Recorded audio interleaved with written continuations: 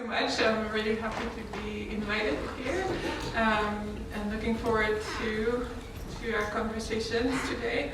I wanted to start with this image.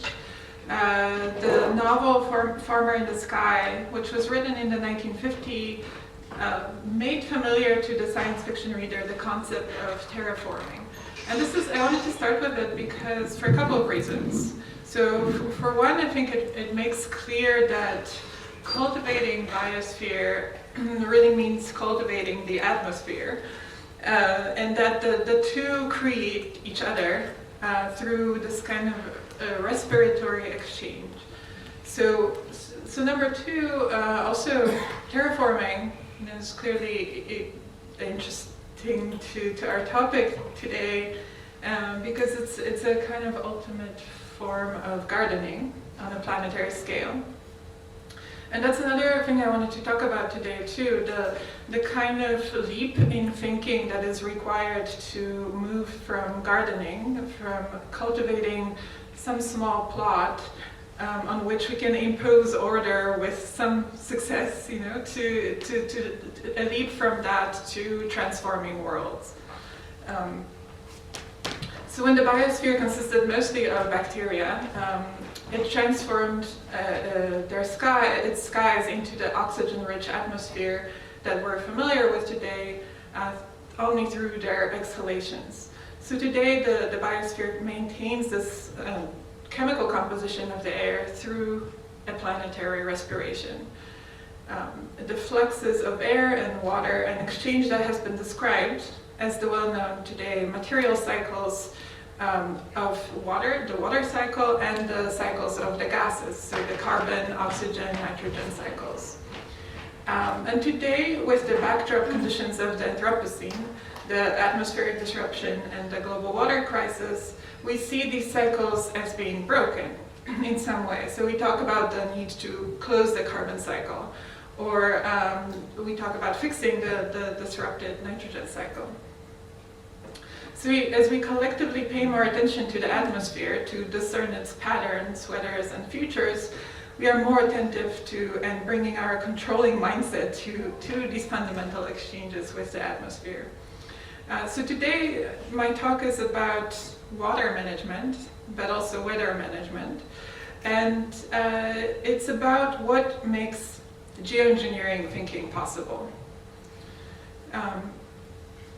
So one culprit that I'm going to call out here for the discussion of how it might be enabling this type of thinking is the metaphor of the cycle. So this figure, the cycle, the circle, the round, the ring, the loop, across cultures and disciplines, multiple media, has endured as a symbol for cosmic revelation and tribulation, as a paradigm for literary and theatrical and artistic form, and as a model for secular, economic, and scientific representation. Cycles are straightforwardly and surprisingly captivating emblems that are at once practical, mystical, metaphorical, and even moral. And I just wanted to kind of bring up the quote from Emerson. It's a wonderful poem that goes on in a quite wonderful way, but just the start of it, I think, sort of sets some of the sort of conceptual thinking for the rest of the talk. The eye is the first circle. The horizon, which it forms, is the second. And throughout nature, this primary figure is repeated without end. It is the highest emblem in the cipher of the world. So before we had the modern water cycle, or the discourse of the modern water cycle, we had a myriad of these local situations of different social arrangements with material resources and particularities of various waters, various engagements with people. So while the concept of water cycle might be useful for some things and have been definitely useful for water management for a time, today ways of adapting to the current crisis, environmental crisis, all these sort of interconnected crises of Anthropocene, call again for recognizing the heterogeneity of water and water's relations with people. So the discourse of hydrosocial relations, known as water management, as Jamie Linton, this is Jamie Linton's phrase of the hydrosocial relations, is becoming unsustainable as the social and hydrological circumstances have changed and call for heterogeneous relations with water. So I think that this, Jamie Linton writes about the sort of heterogeneity of these different waters, that the modern hydrologic cycle has structured our understanding of water's nature, and these various and different waters have had to adjust themselves to a single hydraulic paradigm that regards all water and all people insofar as they relate to water as fundamentally the same. So the study of water, hydrology, is at least as old as the ancient civilizations of Egypt, because a reliable water supply is obviously essential for the survival of man. But the histories of hydrological sciences, written, in hindsight, treat water or sort of hydrology or the hydrological cycle as something that was almost kind of intuited by sages, ancient sages, but needed the application of proper scientific methods to actually be revealed as truth. But today, let's not consider hydrological cycle as something that's immanent in nature, but let's think about it as something that's constructed or sort of revealed, constructed in representations and scientific practice rather than revealed by them. So this way we can think about why and how the modern hydrologic cycle was established, and why it appears the way it does, and what kind of thinking it leads to.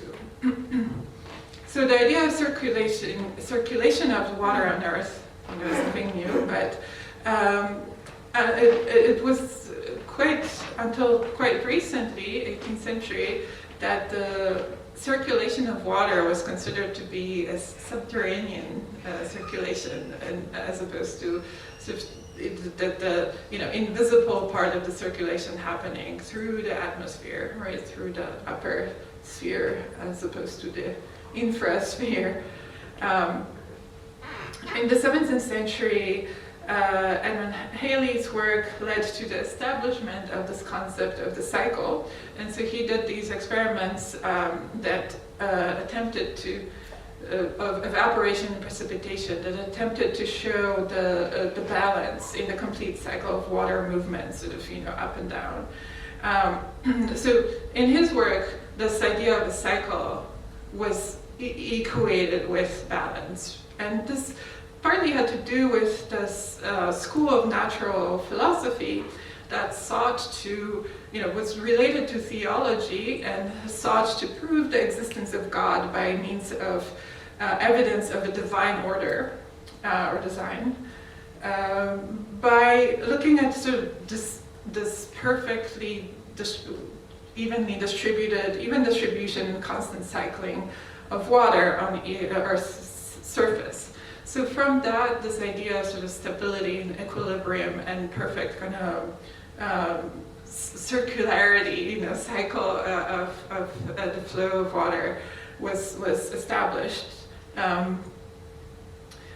Something that we've not internalized very thoroughly. And so once we internalize this idea of the cycle, it's only natural that we want to sustain it, sustain the flow, right?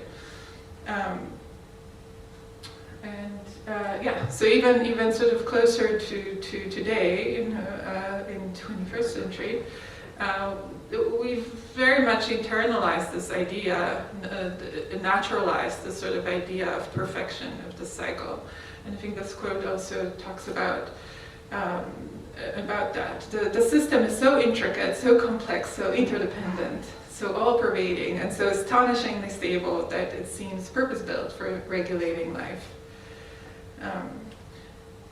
So the modern visual form of the water cycle began circulating more or less in the 1930s when R.A. Horton, who was working at the American Natural Resources Department,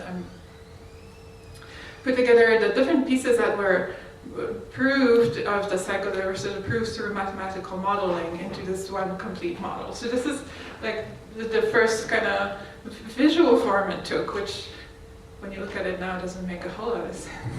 I mean it does, but it's not as clear as the representations we have today. That's changed over time. But one of the primary things to be understood from this representation, this is something he said that there is a simple basic fact involved in the hydrologic cycle. Rainfall equals evaporation plus runoff. So he positioned the water cycle completely, purely in the realm of nature, without considering any social, integrating any social aspects of it. And of course, talking about the hydrological cycle and the state, we can see how the visual form was readily adapted to the needs of state planning agencies, especially in the 1930s when the visual form was really adapted to make water visible and legible in the Scott way for the purpose of accounting for and controlling it. So I think my references are more from the United States, and so in the 1930s under FDR, Roosevelt's New Deal programs, these principles of water cycle were put into effect and monumentalized in programs and in physical structures such as the Hoover Dam, for example. This is the Colorado River, which is quite structured and treated very much, built up through different infrastructures. And so those political circumstances of the Depression and of the era of New Deal, which actually, now that we are in potentially, like a pre-Green New Deal kind of situation where I think it's interesting to consider this again. So the New Deal allowed for what was described as sort of immense ballooning of the state in terms of its capacity to account for, represent, and assume control of the nation's natural resources and water in particular. So this is the sort of, more or less when we look at the water cycle today, these diagrams more or less look similar to this, or this was the one that was published by the National Resources Board in 1934, and you can see the sort of loops, the circular diagrams of the little arrows showing the flow. But as a means of helping make water legible, it helped to create this understanding that large-scale engineering solutions may be seen, like literally seen, as the norm, because small features are simply not visible in these kinds of diagrams. This is, we're talking about large-scale engineering, and the aim of this was that man can progressively increase his ability to modify the hydrologic cycle to his advantage. So of course, the particular generalizations and standardizations of water that representation of a water cycle includes internalizes a particular geography of water that is linked to where the people who were designing it resided. The geographical particularities of the place in which it was conceived imbued the hydrologic cycle with a certain bias. So one of the most prominent of those biases is this idea of sort of the blue water bias, as Jamie Linton calls it. So even flowing rivers and lakes characterize a civilized world. This is what our idea of water is, this sort of blue flowing river, right? And so by the same token, the desert barren landscapes are uncivilized. They're poor and lawless and require the intervention of hydrological engineering to be made civilized, right? Similarly, with marshes, swamps, also had these negative connotations with,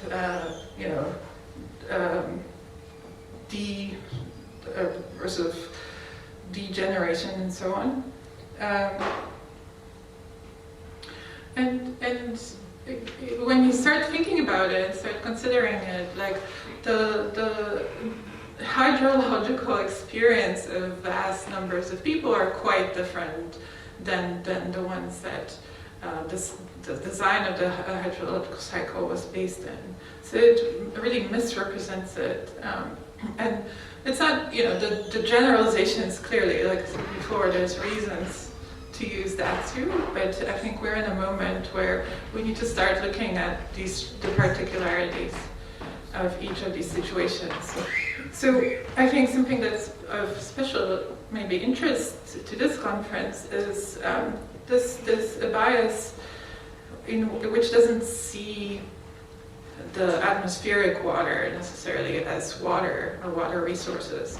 So, whereas in more tropical climates, especially in the global south, I should say, the evaporative functions of different types of vegetation cover,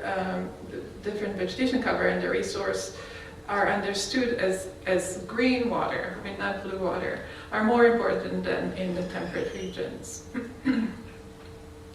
But I think understanding of the sort of blue water bias made our engineering projects look like this, right? The channelizing the LA River, which became this more cinematically friendly example of Los Angeles public works. It was created in the 30s, sort of started in the 30s, after the floods in the 1930s. And it was considered a good environmental management. So, California's relationship with water is a frequent backdrop of the stories we tell, as you can see in all these films. But today, the LA County Public Works is a really great example of having to manage these water resources in very more creative ways. So today, LA County Public Works does a lot of cloud seeding, for example, over the San Bernardino Mountains. I was reading an article how the water created by the cloud seeding is 83% cheaper than purchasing imported water from the Metropolitan Water District. So California, has this issue with water. It doesn't have water, right? It's a third of its water is coming from the Colorado River, and a third of it is coming from the northern state, and various local sources. And also, there's a lot of desalination of the ocean water, or some of it, more and more, bigger proportion of its water is coming from there. But it's really trying to tap into the atmosphere as a sort of aquatic reservoir that is available to it. Because it's a coastal state, it has these atmospheric rivers coming over the coast, and it's using the sort of cloud seeding techniques, which it's been using since the 70s, right? Like cloud seeding is one of these things that it's been done since the 70s. Nobody really talks about it anymore. Nobody really knows if it works, but they're afraid to stop, because nobody really has checked. There's no control, right, for the experiment. So there's no way to actually have an experimental way to prove whether it works or not. So, but I thought it would be good to reach in the sort of discussions of what does it take to go from the sort of control of something manageable here to sort of do a kind of planetary gardening project. For another garden metaphor, this is from Rudolf Burchard, and I'm not sure I'm pronouncing it correctly, but he writes in the chapter called "The Flower and the Human Being." He talks about the tension between the flower and the garden, because he talks about them embodying different kinds of order, right? Different sorts of order. He talks about the flower being the order within the flower is pre-human, so it governs the flower itself. The garden speaks of human models of order, where man is the master subduer and the transformer. So that the flower for him confronts us with something sort of independent of human, something pre-human or beyond human, that we cannot create or control really, we can only cultivate. So he talks about the human being able to connect with the flower by way of unreasoned longing, and with the garden by way of will. So it's a tension that we can see as a tension for sort of longing for closure and order, and on the other hand, this open-endedness of human existence, and sort of uncertainty of something that's uncontrolled. So a tension between reality and our sort of control of reality, our deliverance from reality. And I think, another thing we learn from this is that nature has its order, and gardens do not bring order to nature, right? Rather, they give order to our relation to nature. But of course,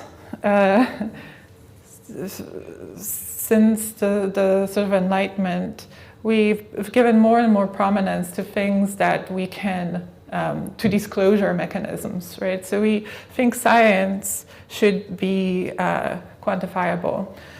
And this quote is a good example of that thinking. When you cannot express it in numbers, your knowledge is of a meager and unsatisfactory kind.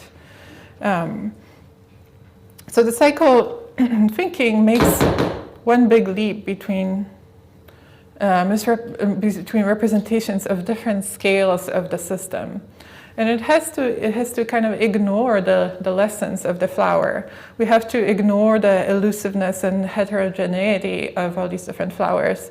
They have to be abstracted to and placed within our human order. And so there is actually an official name for this process that's happening in sciences, closure assumption. So I'm going to come back to that in a second, but to get there through introduction of meteorology as a way that it emerged as part of a system that attempts to think across scales or link across scales. So this is a discipline that highlights how local observation is informed by and in turn informs global patterns. So weather is always based, or the weather as we understand it, also our modern understanding of weather, is based on statistics and data. And early on, because of that, became technological, because it has to be measured and turned into data. And being technology-based, it's also integrated into the sort of latest network media, and produces these sort of global images of the world as weather. And so that takes a lot of infrastructure of sort of measurement infrastructures, data infrastructures, but also institutional infrastructures that have to consolidate standards and communications and representations of these weathers. So Earth system models and climate models incorporate all the different material cycles, but on different scales. And in order for these models to be calculable at all, the phenomena must be simulated in some details. And the smaller scale phenomena are usually represented by large scale variables established through a process of parametrization. The necessary simplifications and approximations that are part of this process go under the technical name of closure assumptions. So basically, I mean, this is exactly this process of taking something local and tangible, taking the flower that cannot be reduced, you know, and including it in the model. Am I doing something that just, you know, doing this? I'll stop moving, maybe that will help. So it's taking the flower that's unreducible and putting it in models in a way that has to be abstracted. And this is very explicitly in these climate models or Earth system models.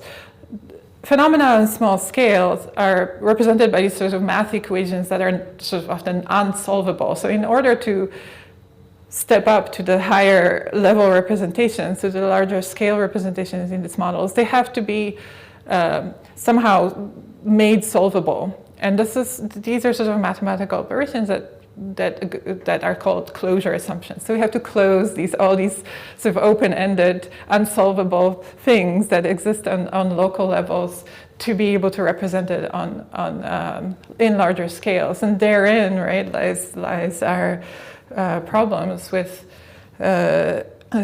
losing heterogeneity and losing all the nuance of local thinking. So yeah, without these approximations that allow to close or solve the sets of model equations at different scales, the model would not be calculable. So in that sense, that allows us to have a model, have a global view of the world. So before geoengineering was conceivable, the Earth as a whole had to be representable as a total object, an object captured in climate models that form the epistemological basis for climate engineering. So this is sort of my argument, like what allows us to do this, what makes geoengineering thinking possible is partly the existence of these grand models, or sort of, of which the water cycle or these various cycles are an example of how they generalize things that are have to be we only get there through these closure assumptions. So these new informational infrastructures enabled another kind of totalizing representation. The political, social, and material processes added up to a world that for the first time could be measured and calculated as though it were a freestanding object, the economy. This is a quote from Timothy Mitchell. So this meta-representation, a system of systems, tied together humans and hydrocarbons, flows of energy, commodities, and capital, all of which now existed as economic facts. Economists claimed not only to describe this object, the economy, but in fact they participated in producing it, is what Timothy Mitchell says. And so I think this also is a really kind of nice quote following up on the earlier quote from Lord Kelvin, who said that when you cannot express it in numbers, your knowledge is of a meager and unsatisfactory kind. And Frank Knight, a economist, answers to that, yes, and when you can express it in numbers, your knowledge is of a meager and unsatisfactory kind. So we're looking for clarity, but the moment we have some clarity, we realize how much richness it lost, and how it's not actually a good approximation of the world it's trying to describe. And I think that's especially, I mean, it's an insight from an economist who I think makes that especially interesting observation, because the science that we're describing is really about sort of, you know, economics. Economics makes military and commercial interests converge, and it makes it kind of clear how exact knowledge of nature is key to amassing national wealth and hence power. The early weather modification, looking at controlling, sort of gardening the atmosphere, had little to do with actually water resource management, but instead with using the weather for military advantage or national security measures. So it was, and it was very much from the very beginning an applied science, a techno-science. So these are the first. So this is the first experiments that ended up in Project Cirrus. That you know, this was in the 40s, but it evolved into all these weather modification projects that sort of gave a base to this more, which still worked a lot more locally, but it was the base for it to build all these other geoengineering ideas on top of. This is from the Donald Duck, the Master Rainmaker comic, where this sort of control of the weather became a very common sort of collective imagination kind of thing. It's kind of being facetious about the fact how exact you can be about controlling the weather, right? I'd like 2 inches of rain on my barley field. And he answers, you can have 2 1/4 inches for the same price, right? So it's already linking the sort of commercial interests and the precision of being able to do the sort of hubris of thinking that you can actually control the weather to somebody's advantage. But I think geoengineering thinking is quite, you know, it's being given a mandate today because of the sort of emergency status that we're in, and it's, you know, it's quite more sinister in its assumptions, I guess. So this is for example one of the researchers who's working, one of the sort of main scientists who's involved in modeling geoengineering scenarios. So this solar geoengineering means putting stuff in the atmosphere that dims the sun or reflects the sun back into space and cooling the planet in this way. So, I mean, you know, this is the kind of absolute hubris to be able to think of geoengineering as a sort of design problem, right? Like, we can just design geoengineering to be tailored to reduce inequality. I mean, this is like the ultimate techno fix, or like, you know, techno-optimistic thinking. Because if we look back at the history of how weather modification, or sort of attempting to control the atmosphere went, we see the examples like this one, which is also, I'm not, if anybody has more information about this, I would like to know, but this is what I've read, that after Chernobyl, Russia reportedly seeded the radioactive clouds before they got to Moscow, so and other dense population areas, so that most of the radiation would precipitate out of these clouds before they reach these dense populated areas. But it means they were like sacrificing 4,000 square miles of Belarus or somewhere. So once you have control, right, you're going to over these processes, or once you have the sort of engineering mindset that you're applying to be able to control these things, it's probably not going to be used for reducing inequality. So just to follow up, this is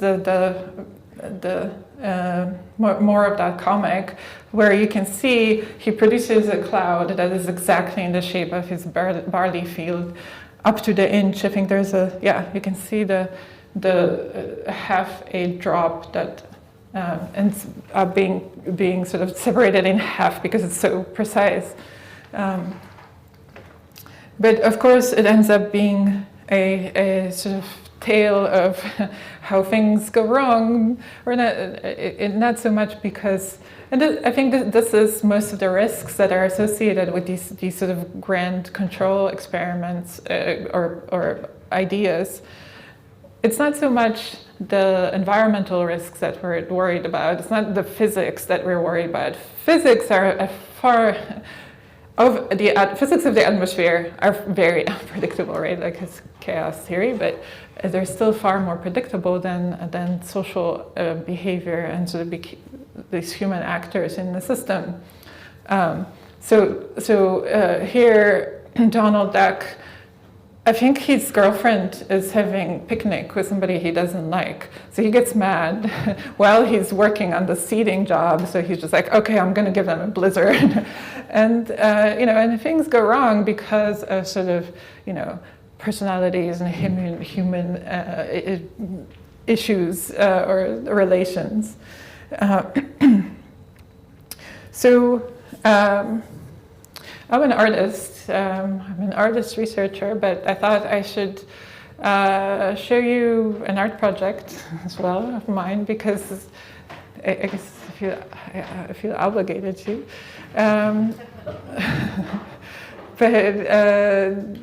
So this is a project where, I've been looking at the atmosphere and making clouds and collecting clouds and thinking, about it in various ways. In this project, some of these ideas about cycles, how the cycles of and modeling and sort of how the material relation with these sort of material realities is really controlled by how we represent those material realities. And therefore, these master kind of metaphors like the weather cycle or the water cycle really impact then how we interact with these material realities. So this project reconstructs three historical clouds. So let's see. These are the portraits of the three clouds. Each of them was created in this chamber, and each of them. So the first cloud is a memory. The second cloud is an ideal, and the third cloud is a proposition. The first cloud. They're all models, right? So they're all kind of models of the cloud that was created in don't remember which year it was, but you'll see in the video in a second. Because our memory of something, how we describe it, is a model that's based on the sort of reduced set of data that we pick to represent it. The ideal is another kind of model that is often based on that historical data, right? On that original representation of something that happened, on the sort of how it was measured, what kind of instruments, what kind of observational sort of paradigm or apparatus we had to capture it. And then from that we produce some kind of model that is a generalization that can be applied in different ways. And then the third one is a proposition, which basically is another kind of a model, right? A projection into the future. So I'm going to play you the video that, this is an installation that shows these three clouds, but it also shows this video that gives you a little bit background and also talks about some of these ideas from a little bit more of an artistic kind of approach.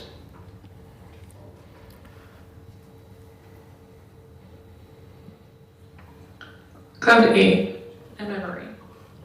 This is a model of the cloud cloud that formed on April 5, 1816, above Mount Tambora. The material that composed this cloud is reassembled, and the conditions for a cloud to form are applied. At the center of this cloud's droplets are particles of rock from deep inside the earth that were injected into the sky when Mount Tambora erupted. Besides this black, glossy rock and the sulfates that were the products of the volcano, the cloud over Tambora also contained many invisible wastes and exhalations of the ecosystem below. Tiny airborne particles of the surface soil, grasslands, giant forests, farming plots, traces of the many species of animals, birds, and bacteria, and of the human population living on the slopes of the mountain. Cloud is only solid when seen from a distance. Up close, a cloud is an imprint of the earthly activity, a provisionality of the present, a unique mineral and chemical arrangement reflecting the organization of matter and energy below it. Properties that affect climate affect visibility. Under the cloud, it was cold and dark. For the first 2 days, the darkness was complete. The eye projected its model of the world onto the blackness, substituting knowing for seeing. After 2 days, objects slowly began to be discernible again in the dark. The cloud spread and covered the entire globe, suspended like a thin veil, for the next 14 months. In the cold and the haziness arose desolation and anguish. The geological fracture and rearrangement of minerals structured feelings and modalities of thinking.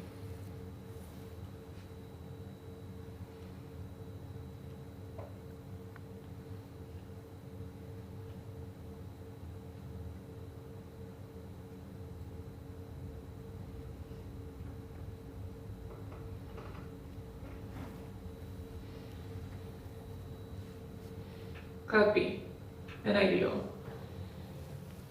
This is a model of the cloud that formed in the summer of 1946 in a cold box at the General Electric Research Lab. At the center of this cloud's droplets are ice-nucleating particles. Dry ice was put into the cold box by accident, and cloud droplets immediately condensed around the particles, turning into ice and giving birth to a cloud seeding technique. The cold box was used to study the ice formation on aircraft. It was a finite world where linear thinking established transparent truths. It produced a model for navigating our partial knowledge.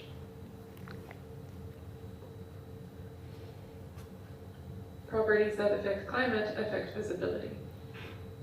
The cloud in the box promised rendering the atmospheric processes knowable. It promised control, full command of natural resources. The physical science models of the day made us heady with techno-optimism, and another quantitative system of control was taking hold, the economic model. Like the cloud in the box, it reduced complexity to produce visibility. Missing from the models were the traces of intricate relations of the surface soil, giant forests, animals, and bacteria. Also invisible to the economic calculus were bleached coral reefs, antibiotic resistance, financial risks, congested lawns, fluid injection earthquakes, or carbon emissions. Unaccounted for, wastes and exhalations reconfigured the order of the biosphere. Opacity is produced whenever visibility is produced.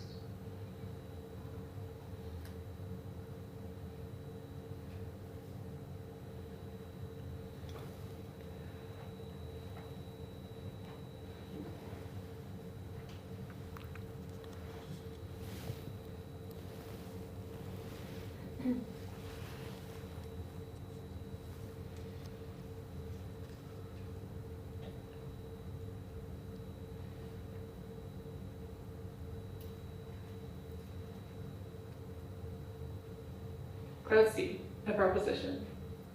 This is a model of the cloud that will form in the spring of 2018, 8 miles above the ground in Arizona.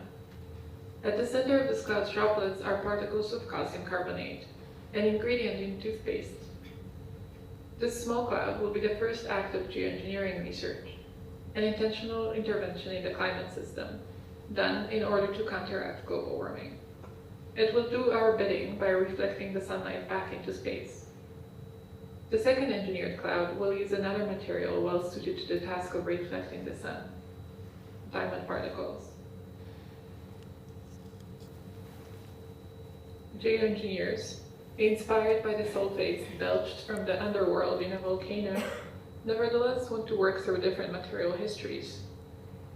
Calcium carbonate speaks of safety and wholesomeness, and diamonds of beauty and power. The new material combinations categorize diamonds with toothpaste because they share a property that would make the world cooler and less clear.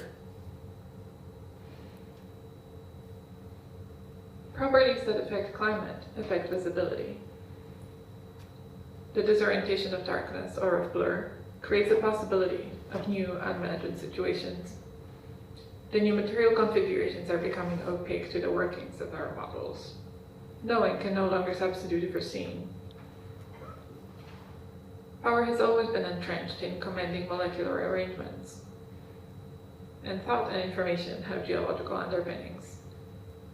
Minerals and molecules produce practices and feelings within and between the materiality of bodies, as well as the earth.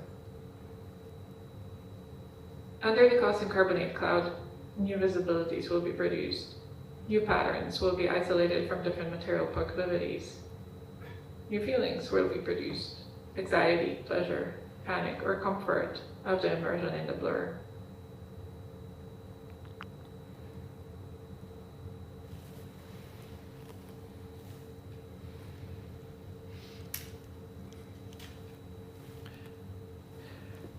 So that cloud has not actually formed in 2018 because the experiment was delayed and it is yet to be done. So it's still ahead of us. So I guess just wanted to leave you with this thinking about the flower, the unreducible flower that we connect with by way of unreasoned longing. So thank you.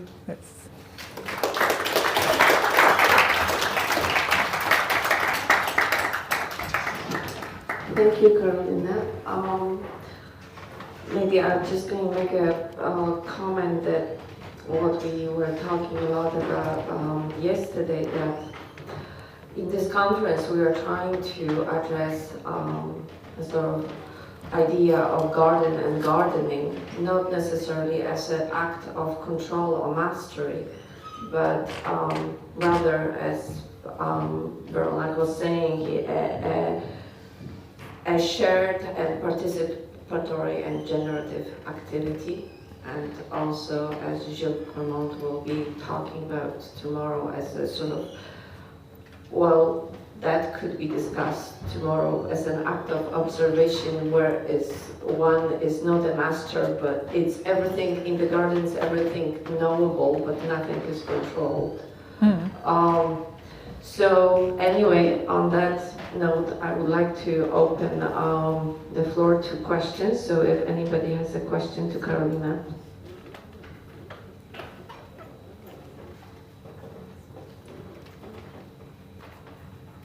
I was curious if you could talk a little more about the idea of prediction in relation to the reductionist model that you were critiquing, because with the climate disruption, it's less and less possible. So the systems are actually failing, and the human element is confused. So I'm curious about your thoughts about prediction, because you kind of mentioned it and then moved on to something else. Yeah, I think like this, the video kind of suggested. I mean, we know we're going towards a sort of new, like novel climates, as they're being called, because we've changed the system enough to produce new sort of physical phenomena that we don't have historical data for, and therefore cannot produce models that give us predictions. And I think that this is a big question of like, what do we do? Uncertainty is something that sort of is one of these governing forces of the Anthropocene. And I think that, yeah, it's a complicated thing to think about. I think that one thing I would also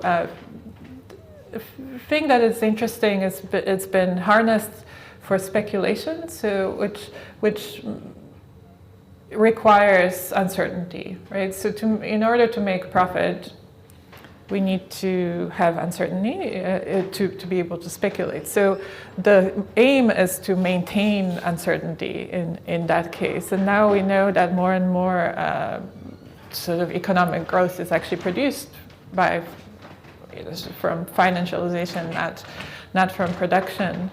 And so this, whether this sort of the uncertainty is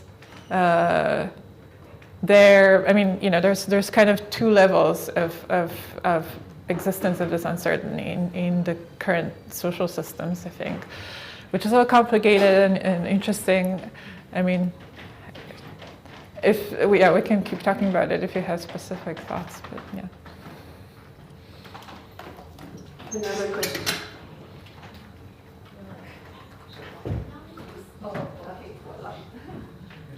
No, just to comment on this idea of closure, or so I don't know if this is, yes, this idea of closure, and I think for a climate model is more the trouble of parametrization. So in a way, just to make things a little more precise in a way that what we know and what we don't know, and what is model and what is outside the model. So parametrization is an idea that you are in the mountain, and you are on the side of the mountain, and you say, you look at if you move up and down, and you will define that the mountain is a slope. Mm-hmm. And this is what we do in a climate model. So we know, for example, some of the slopes of what we put in the model. The trouble with climate model is that we never explore the mountain itself.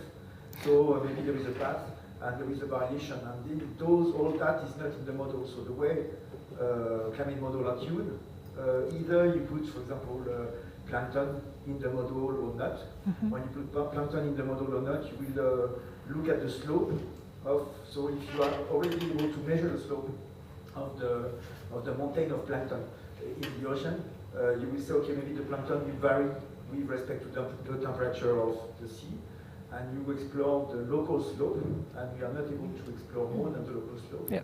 And you have no idea if there is a mountain behind the slope. So, and closure is more when you have the system, so it feels safer for scientists if we have the system. It's kind of an hypothesis of a downscale or upscale transfer of information.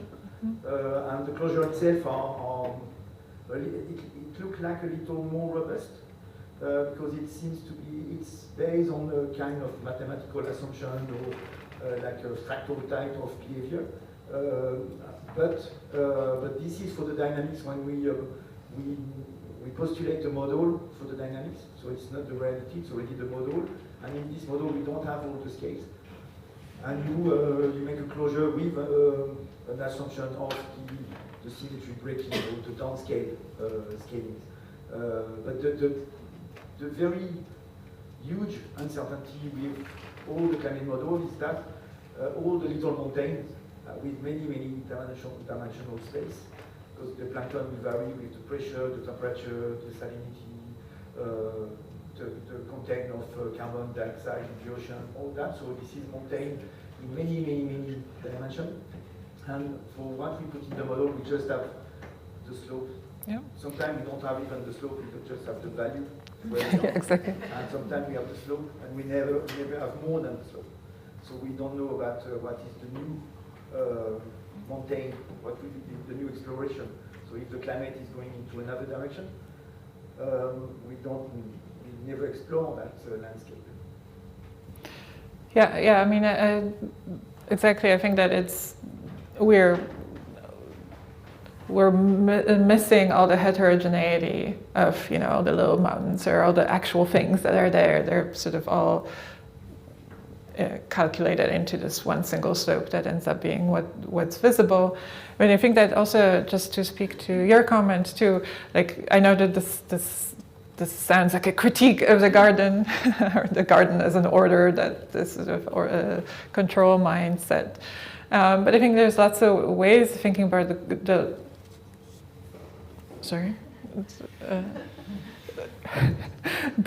garden, and it's a great metaphor to think about the human position in these natural systems. As geoengineers would say, we've always been gardening, and I think this is sort of part of it is the attitude, and I think that this tension that he describes between the flower.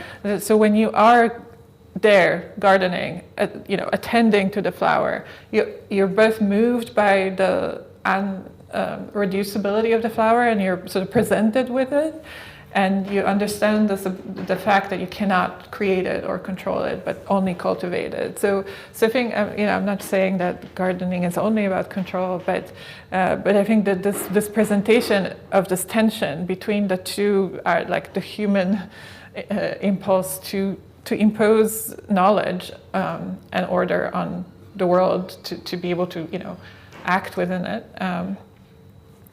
It's something we do, that's always being pushed back, and I think the idea is that we always want to be in a situation where we're able to have this feedback that pushes back on our sort of imposed order, that pushes back with some of the materiality of the flower, of the sort of affective dimensions of it too, and that doesn't happen, right? Like with distance. If the moment we look at the planet as a planet, we don't see the flower, so we're missing that dimension. So, and I think, the modeling also is I think the point I was trying to say, that in order to make these closures, we're losing all this heterogeneity of the materiality of the actual reality.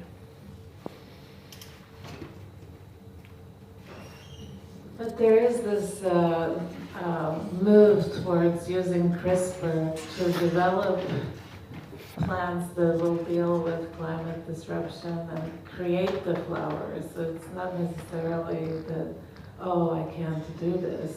There's this kind of need to also be the creator, right?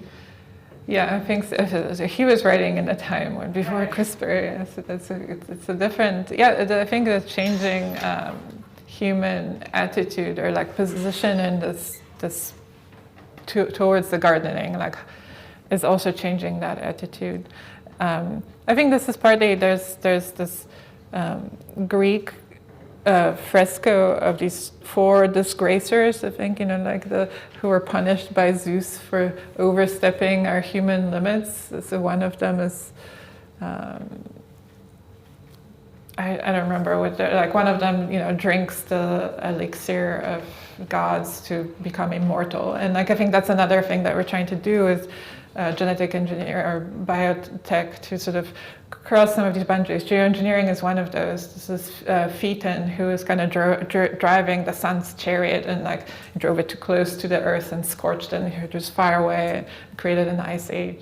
So I think that there's some of these taboos that we were approaching, we're always approaching these emerging technologies, but that give us, I think, these controversies. I think this is like Latour's also framing of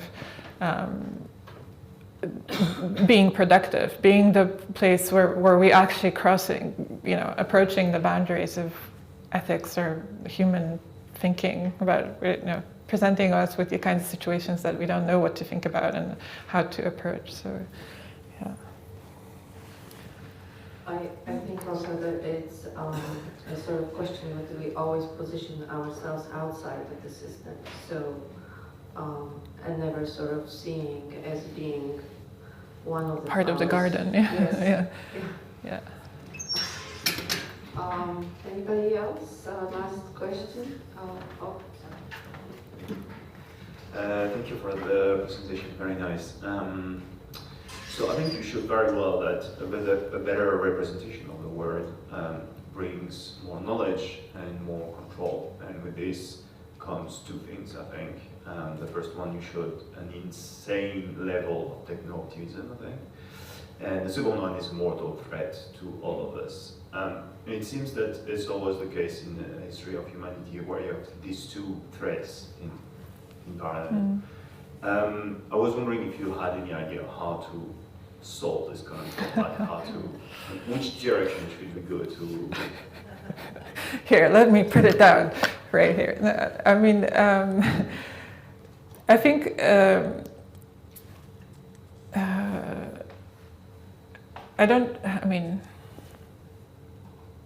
trying to remember the name. So in the 70s, there's a writer who was in the United States writing about the sort of technology proceeding so fast that the pace of technological change, changes the human condition basically so much that we're kind of left unmoored.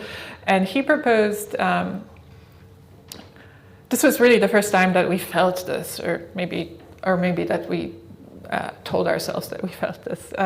And so he proposed creating these institutions of democratic oversight of what kind of technology we want, which direction we want this development to go into. This is the first, so now we, especially with genetic engineering, I think this is these processes that have been put more in place. But I think that original example where he, at least in American context,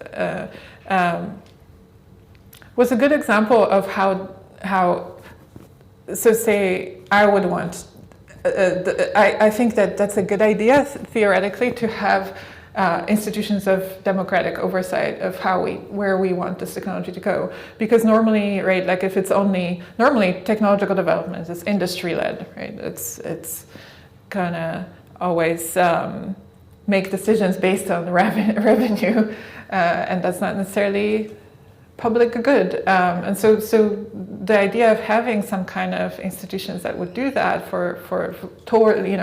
consider it from this point of view of public good is something I would want. But then you consider this person, and I do not remember I will check it in a second, sorry, who this was. But he was, like if we actually look at what happened in that situation, he was